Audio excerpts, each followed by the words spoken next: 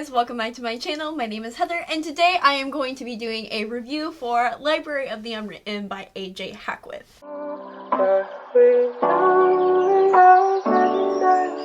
This is just going to be a traditional review style. I didn't want to have to do my makeup on camera and all of that jazz. Those take a lot of brain power and I don't think I am able to concentrate on two things at once at this moment in this day. So you guys are just going to have to take this regular review style and go with it and appreciate it and love it and give a thumbs up and give a comment and all of that stuff. I am very excited to talk about this book. I put up a poll on my Twitter for you guys to vote on which book you wanted to see a review for me first, and this one won by a landslide, which I am not surprised because this book is going to be on a lot of people's top books of the year. I am calling it now. This is going to be one of my favorite reads of the year, if not my absolute favorite. So with that all high praise, let's just talk a little bit about the book, shall we? So a brief synopsis. Library of the Unwritten is about this library in hell,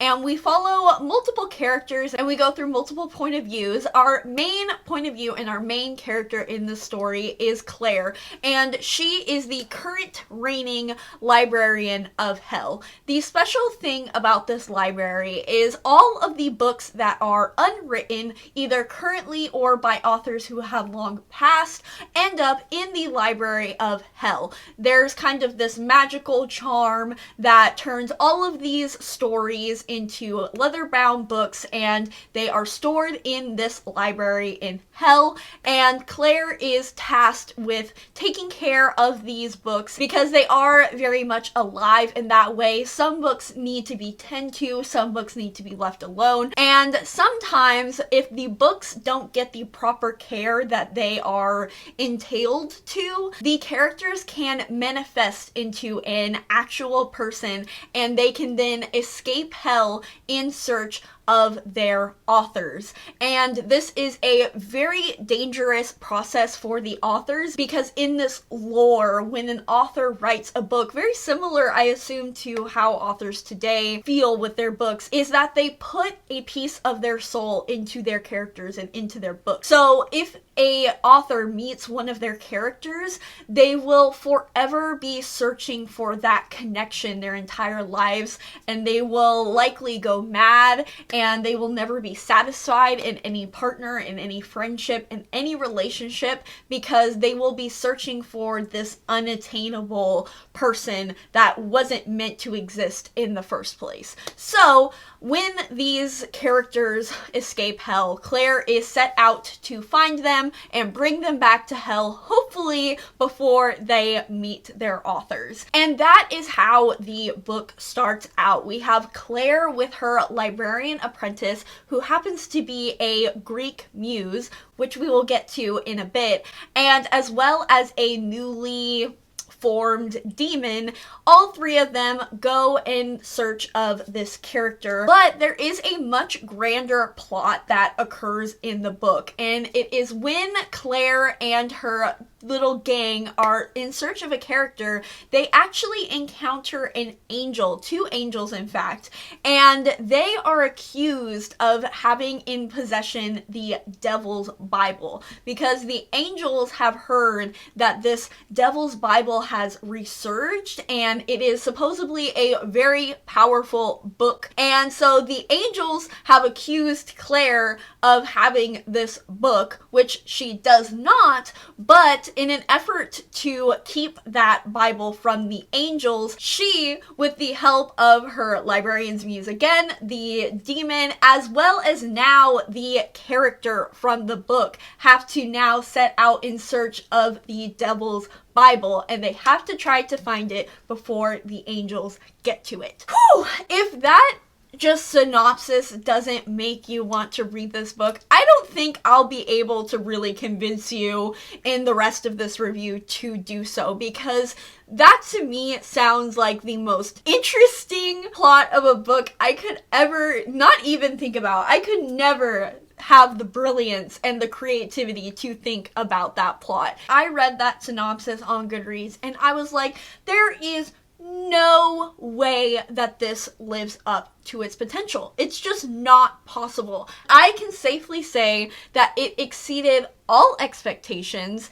It rose exponentially past its potential, and it was absolutely incredible. My absolute favorite part about this book is the world in which A.J. Hackwith has created. It seems like she has thought about every single component of this world, especially when it comes to what it means to be a story. Like, what does a story mean? What does it mean to be an unwritten story? What does it mean to be a librarian of hell, an immortal librarian of hell that is tasked with this crazy goal and expectations? What does it mean to have creativity, to have inspiration? What do other realms and other beliefs do with this formidable power of creativity and of storytelling? We travel through multiple different realms in this book, so it's not just the Library of Hell that we look at. We look at Valhalla. And in fact, when Claire visits Valhalla, she actually has to duel an ex-librarian of hell. And this duel is very interesting because when Claire says a quote, the other person has to name the author or the person who said quote before the quote actually hits them. It's kind of hard to explain because it's much better on the page, but that is just one of the incredibly unique and creative aspects of this book, and this book is filled with those. It is truly unlike anything I have ever read before. In addition to Valhalla, we also see a kind of Egyptian duet inspired realm. We also go through a Greek-inspired realm with a labyrinth. We examine dead realms and dead religions and how their realms look. We examine what it means to be a hero versus what it means to be a villain. And it really takes a lens into what it means to be somebody's character and perhaps how that character would feel about being a source of entertainment and what it means to be a badly written character. There is a sect in the library dedicated to damsels, and these are all of basically the poorly written women in literature and the plot devices, and Claire allows them to escape their books and freely live inside the library. So there's discussions about misogyny in literature and patriarchy in literature and things of that nature. Another really cool aspect of this book is there is just simply casual diversity. Claire herself is a Black woman. Claire is also pansexual, and that is on the page, which is always amazing. For all of my anti-romance readers out there, there isn't necessarily a romance in this book.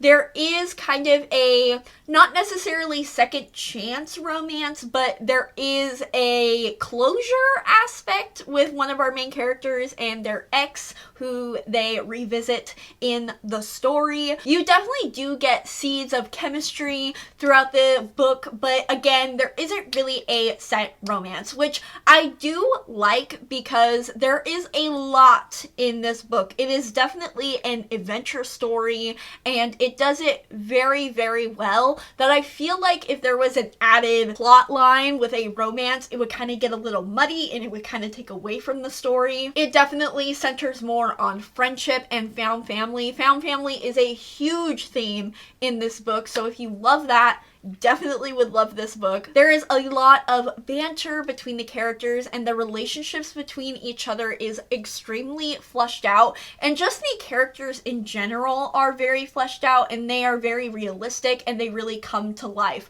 which in a book written about characters coming to life, I feel like that's quite ironic, but it really does feel like these people could come off of the page and enter the real world, which I think adds another layer to the story in general. One of my favorite characters is the Greek muse that I talked about in the beginning. She actually got banned to the library because she was trying to use her own inspiration to write her own stories. So again, you kind of get this discussion about creativity and inspiration and how humans are so uniquely incredible beings at doing that. And on that note, our Greek muse, our librarian apprentice Brevity, she actually talks about this, and she says, books and stories are the creation of imagination. That power is just for humans. Take it from me.